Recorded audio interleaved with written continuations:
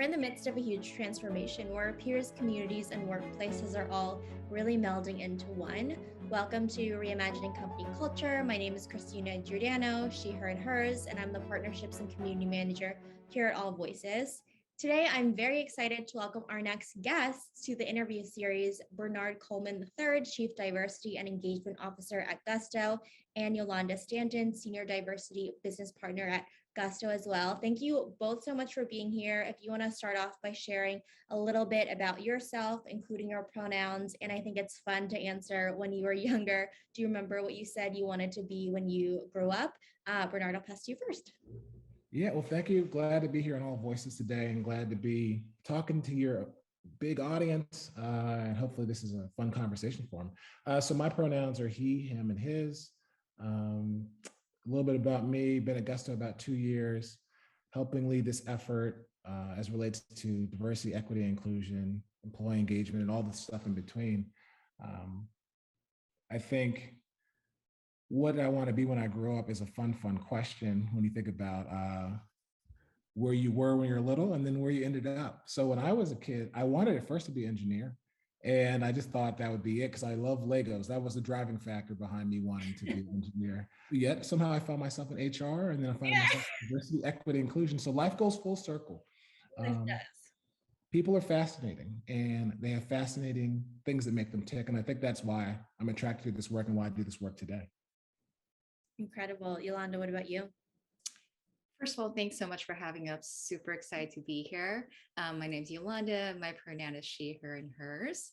In terms of my role, I am a senior diversity business partner at Gusto. I just hit my 6-month mark, which is exciting. Thank you. Originally from Taiwan. My dad was an expat Bank of America, and I lived in Hong Kong for 6 years. And I always like to lead with that because I think that tells a lot of a kind of how that those formative years have shaped who I am. Really love learning about all different cultures around the world. Love your question about what I wanted to be when I was young. I always thought I wanted to be a teacher. And I think that there's something really magical and impactful for teachers to really influence someone's trajectory in their life. And I think as throughout my years, my career, what I've decided is I've kind of pivoted to helping impact people who are already adults in formative years. The way that I see kind of the magic of diversity, equity, inclusion is how do we create this magical culture environment where everyone can be their full authentic selves and really thrive. So that's kind of really where I find joy in my work.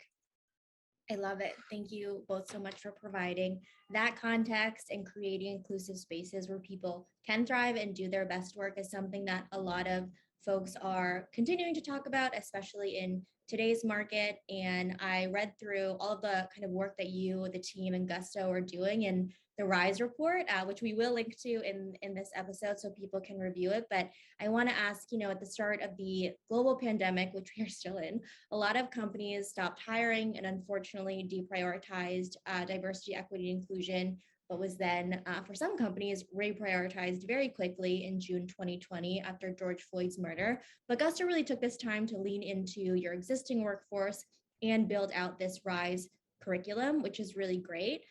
Bernard, where do you start and how did you develop the KPIs to measure all of the work that you're doing? Yeah, where do you start? Start early, first off. And I think it's important to note our diversity, equity, inclusion program is called RISE, and that stands for representation, inclusion, social impact, and equity. And it actually began in earnest before I even got to Gusto.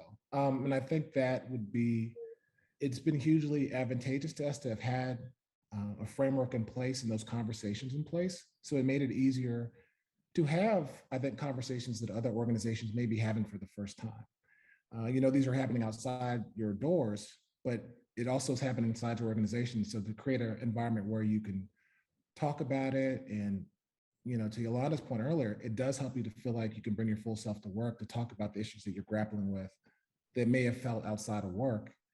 And where we focus, we talked about a lot about slowing down to go faster in that time.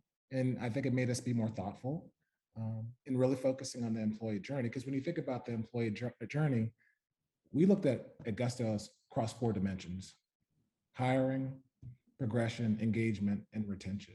Because, if hiring's you do north, we should be able to go after the talent,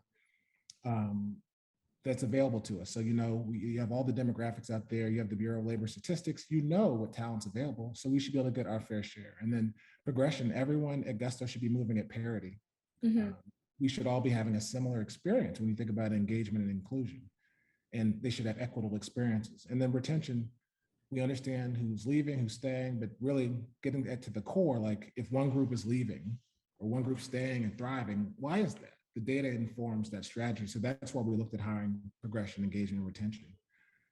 And I think, again, leaning on that, having built out that framework from before, our staff were more inclined to engage and be more thoughtful. And that's why slowing down to go fast was such an effective strategy for us during that time. Yeah, I think breaking it down and being really intentional about the different points throughout the employee experience, recognizing that everybody is coming in at a different point with different experiences as well, and asking their feedback on that too, and getting specific around that in terms of measuring success. I found it interesting that one of the goals that was outlined as well was really specific and also intentional in terms of centering Gusto's work and goals on race and its intersections and disrupting systems of inequity, because to be honest, historically race has not been a subject at work that people often talk about, and they in fact shy away from. And slowly things are changing, which is good. But what has been the hardest part of having these conversations about race in the workplace, and how has the team kind of continually overcome them, Bernard? Yeah, I think the RISE framework allowed us to have deeper conversation, because you're right, before at other organizations I've worked for, race was like maybe the third rail and we just didn't talk about it. Gender was much more approachable because 50% of the room is a different gender, and so therefore you have space to have that conversation. Race is just more prickly. But because of the RISE framework, it was a little easier. Interestingly enough, like we always report our demographic information internally, and they've been doing that for years, well before I got to Gusto. So I think, again, that's an elevated part of the conversation because that transparency and awareness. And I think what's been my most favorite thing about this level of conversation is we have something called Rise Bites. So this is something we do every Tuesday where we talk about a topic of conversation going on in the world.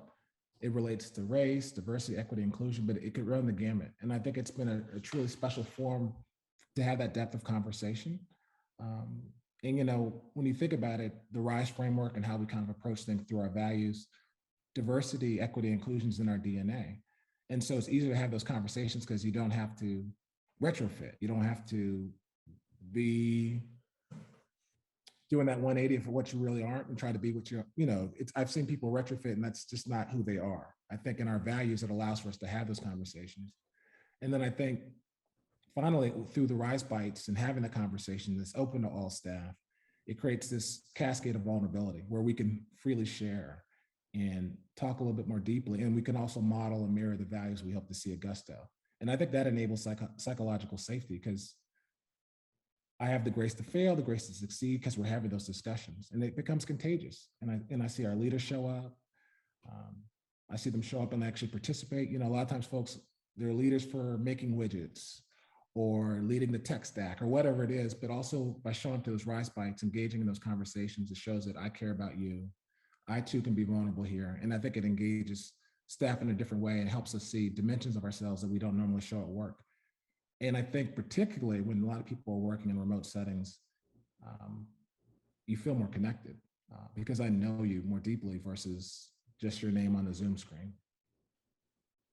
No, I was just going to add on to Bernard and just say that RISE Bites has been the most impressive to me since joining Gusto. The level of authenticity and vulnerability that our gusties show during these conversations been really, really incredible. And I mean, the additional topic, which I think comes to mind, is a lot of conversations we've had around mental health and really normalizing that topic. So I think, all of our employees or gusties, as we call them, feel fully supported in this new world that we're navigating together. Mm-hmm.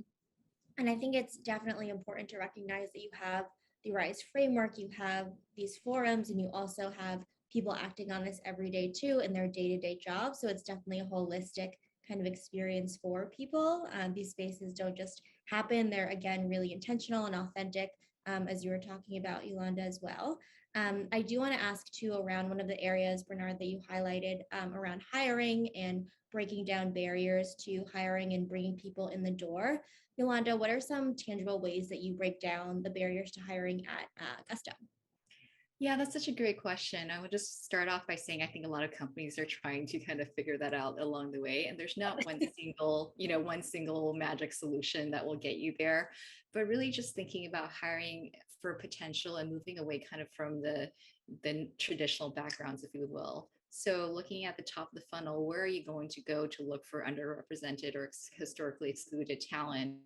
Really going to places that you typically don't go to. Maybe it's specific groups or communities on LinkedIn, maybe it's Facebook, there's other online forums. Are you having virtual open houses with external organizations to try to broaden your outreach in terms of talent? From an inclusive hiring standpoint, I do think it's really important to make sure you have a diverse slate within your interview panel. So when the candidate goes through the interview process, they are able to kind of see the diversity within the organization and also really leveraging your employee resource groups. At Gusto, we have affinity groups participate in what's known as a community ambassador program. And typically we'll have folks from the community ambassador program connect with candidates to showcase what it's like internal to Gusto. So the candidates can really see, what kind of environment are they going to be in? Is this a culture environment that they will be thriving, that they will thrive in? So having all those in place is super important. And last but not least, but really just having robust training for all of your organization who will be participating in the interviews. Are they flagging for biases in terms of having a like me bias? Are they thinking about the halo effect where they focus on specific aspects of, oh, this candidate went to a specific school or they came from a certain company, so they must be a great candidate? It really is kind of all those three things. And then my closing comment would be, we definitely want to break down the barriers in hiring, but want to make sure that hiring is not the only area that you focus in. When we talk about diversity, equity, inclusion, all companies really need to be thinking about the entire employee life cycle. So that way, even if they're making progress in hiring, they're not losing people in the back end as well, and really being able to move the needle there. Absolutely. And I think it's important to recognize as well that when you're talking about hiring, you're not just talking about the candidate. Like you said, you're talking about the hiring manager, the interview panel, the folks who are kind of engaged with that candidate as well, and making sure that you're walking the walk as well as talking the talk for whoever's interviewing too. And I want to kind of go back to the report as well in terms of kind of key areas of improvement, knowing that this journey, whether we're talking about hiring, progression, retention, it's all a journey. It's never check the box, one and done. And part of the report was labeled key areas where we didn't improve. And under each pillar, it was kind of outlined there. And I wanted to know, for some companies, they would say we would never, ever include this. Was it ever a question of including this section? Why or why not, Bernard? Yeah, I think, Augusto, this was our first RISE report, and we really wanted to be intentional and thoughtful, but also like sharing our journey and recognize this is about learnings, because I think every company is striving to get this right. And in that journey, in this effort, there's going to be wins, and there's also going to be hurdles and challenges. So I think it's really important to go beyond checking a box or having a read like a legal brief. And because otherwise I think it becomes performative and you're just going through the motions. It's really about accountability, it's transparency. The process is really instructive, because if you can call out, this is what we fell short. It gives us the opportunity to improve in those areas because we put it out there. And I think, the world is our, not only our staff, but we're accountable to the audiences who read that, right? They're expecting more because we put it out there. And I think that is just helping be the change we want to see in the world by just being honest about our journey. And I think there's a lot of value in sharing the learnings, because I think, one, it's not naming and shaming people or trying to make you feel bad, but like, okay, what can I take away at my company? What can I take away as an employee? What can I take away as a leader? And then that can lend itself to being a community effort and learning from others, and then truly building that ecosystem. And I think that way we can all learn from one another. We can improve in the process. But I think most importantly, it's just admitting like this is a journey. We'll have our ups and downs, but the goal is like the goal is progress and continuous progress and not letting go of that dream. There's no endpoint, right? And again, it's beyond checking boxes. It's progress and it's permanency. Definitely. There's progress. There's that continual kind of trust that's built as well when you are transparent and when you kind of share where we fell short, and accountability is really important. You mentioned the ecosystem. Everybody who works at the company, no matter where you are, is part of that ecosystem. But especially for new folks who are joining, oftentimes the modeling from leaders, whether it's people managers, middle managers, executives, is really important to say, okay, you say you're being vulnerable, but what are the actions that leaders are doing as well? So in terms of continuous transparency, Yolanda, I wanted to ask, how can leaders really demonstrate at Gusto continuous transparency in between really great reports like Rise or on an annual basis? Yeah, that's a great question. I would argue that it actually goes beyond leaders as well. Bernard just mentioned this earlier, but really diversity is embedded in our DNA. And that's very apparent and transparent since day one. When I interviewed with Gusto, I want to make sure I end up a company that's not just checking the box, it's just talking about D&I for lip service. And actually, we have a very extensive RISE onboarding since starting in the very beginning, talking about our diversity, equity, inclusion strategy. Someone just recently mentioned to me that was the best D&I session they've ever had. And it is, again, part of onboarding all new Gusties go through this experience and really understanding how Rise is foundational to Gusto. I think that that's like a huge like shout out and call out for the company. Bernard mentioned earlier as well, but that we do have monthly data that's available to all our Gusties. So we're very transparent. Where are the areas that we're doing well in? Where are the areas that we can focus in? There's never a question. Everyone can kind of go look and see how we're tracking against progress. And last but not least, I really think that we do a good job helping leaders navigate these conversations and really becoming comfortable with the uncomfortable. We have these rise and shine learning journeys as part of our managers, and we use books such as White Fragility, Let's Talk About Race, or So You Want to Talk About Race. We talk about topics such as intent versus impact, code switching, allyship. We don't shy away from the tough topics, and we have these transparent conversations and helping our leaders navigate the space. So I think all of those together really continues to create transparency and ultimately accountability for our leaders. Yeah, that's great feedback to have on the program as well. And I think just ways that you are continually investing in resources and time and in onboarding at critical points throughout the employee experience is great as well. And then the other piece too, I wanted to ask as well is for folks who they want to raise their hand to be people managers, but they are individual contributors, and they are going through kind of similar training as well. How do you best prepare those folks? Is there a different kind of resource or way that you equip them to kind of be culture conduits in that way and lead their team? I'll start with Bernard. Yeah. So I think there's lots of opportunities at Gusto. We have a heavy L&D culture. We have an emerging leaders program, and we have a number of ways to support our Gusties, which we call our employees. So that way, if they do raise their hand and want to move from being an individual contributor to what we call people empowerers or managers, they have the opportunity to do so. And I think the heavy L&D culture helps enable that, so that way I can build as I go and become the leader I want to be. And then I want to kick it over to Yolanda, because then we also have our affinity groups.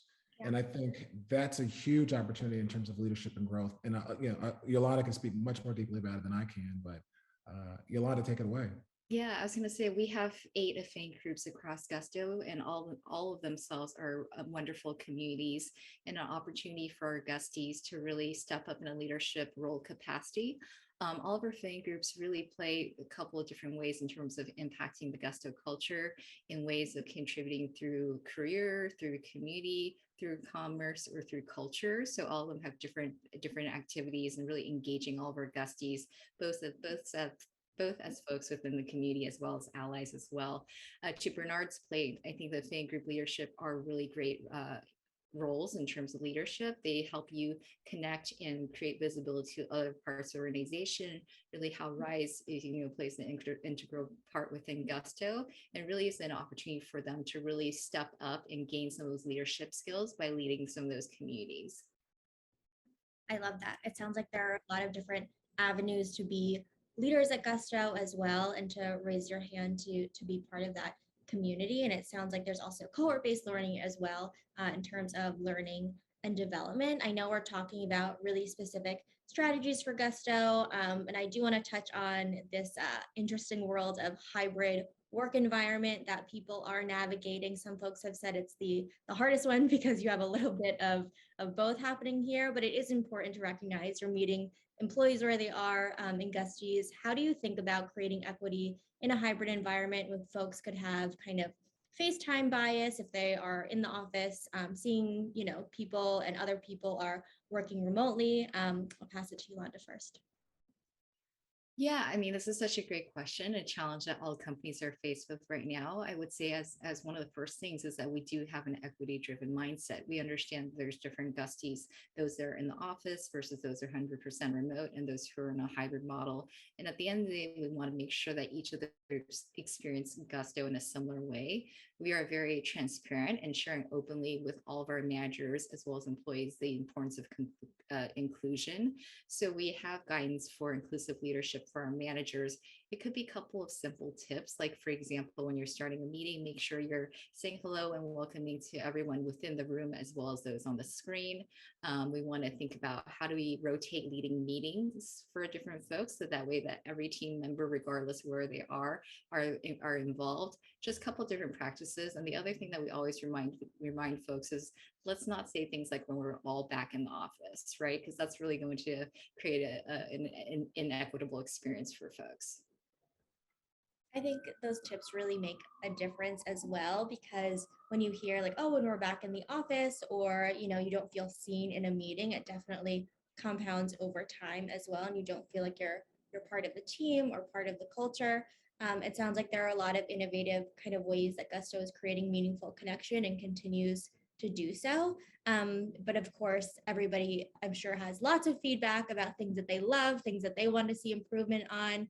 Can you give us an example of something that was either changed, whether it's a process, initiative, or strategy at Gusto recently because of, any kind of employee feedback, Yolanda? Yeah, and this is a really great question. I was reflecting upon the best answer to this. I think one of the things I want to start out by saying that as the Gusto Rise team, what's top of mind for us constantly is the difference between are we doing something in a performative way versus are we thinking about something in a meaningful change manner? Mm-hmm. And so one of the examples I thought of is, for example, Juneteenth. I think there was a lot happening Juneteenth and a lot of conversation internally on whether this is something where we want to stand up Juneteenth as a public holiday.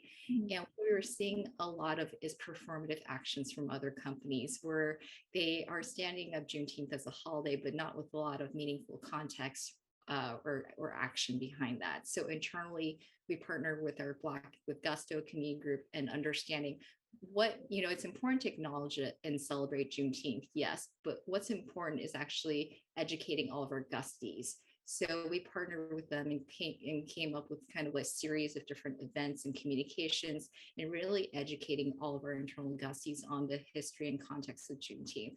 And to me, this really resonates because I have acquaintances who told me, anecdotally, yeah, we just got Juneteenth. We don't know what that's about, but we're really happy to have the day off. So for our Gusto Rise team, I think we're especially proud that this is not something where we want to do in this a performative way, but really kind of understanding the gap that we're looking to solve for. I apologize, there's a train, so I'm going to go ahead and mute here for a sec. You're good. No, I appreciate that. I think intention, again, is really important, understanding that why, and again, doesn't happen overnight. It definitely takes time and it's a sustainable process. And I think Juneteenth is a really good example of that as well. Then I think that Gusto as a company has a really, a strong stance in leadership and has shown that they really support kind of issues that arise for the team.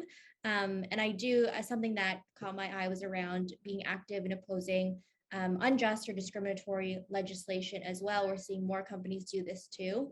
But for example, Gusto was a signatory on a letter with 80 other companies against anti-LGBTQ state legislation with Human Rights Campaign in 2021.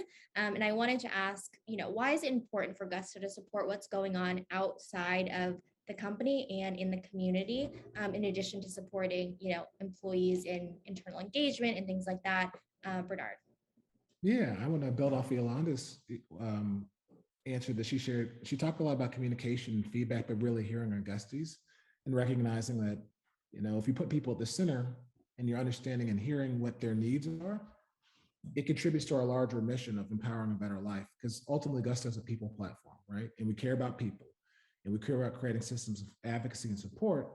And the reason we signed onto those many initiatives over the years is because people are at the center of everything we do. Because it's not just our employees, it's the people we serve, and there's the people we hope to serve. And so we obviously want to be consistent in our values and making sure that not only will we advocate internally, but we also express those outwardly. And so that's why we have a whole policy and advocacy team that works with Gusto employees on a range of issues. And it's really hearing, again, back to what Yolanda was saying, like communicating and getting employee feedback. What are we saying? What do we need to do? What do we need to hear? So it's almost bottoms up, tops down, and kind of meeting and pulling all those messages together. And then I think that's why you saw a human rights campaign, Asian American Pacific Islander, having Josh, our CEO, send a letter to the White House, and voting rights. All those things impact people, right? And that impacts the people we serve. And when you really think about it, we have small and medium-sized businesses that we support. Mm-hmm. They are the economic engine of America.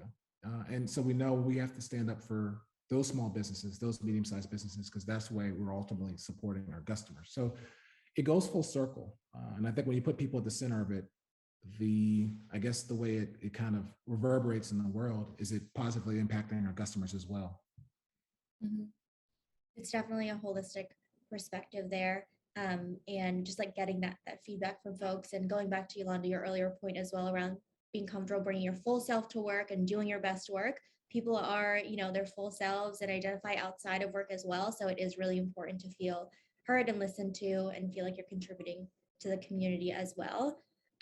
This question is for Bernard and Yolanda. So is there anything that I didn't ask you? I had some specific questions about, your strategy, your journey to getting to where you are, or is there maybe 1 to 2 key takeaways you hope folks who are listening bring with them after hearing our conversation today? I'll pass to Bernard first. Yeah, I think fundamentally it's meeting people where they are, really listening, right? And then understanding their stories. I think that creates more empathy, more vulnerability, and incorporating ideas where you can.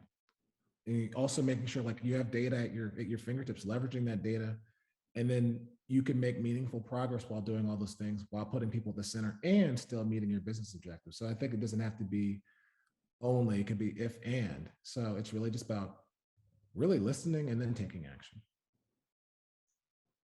Agree, Bernard.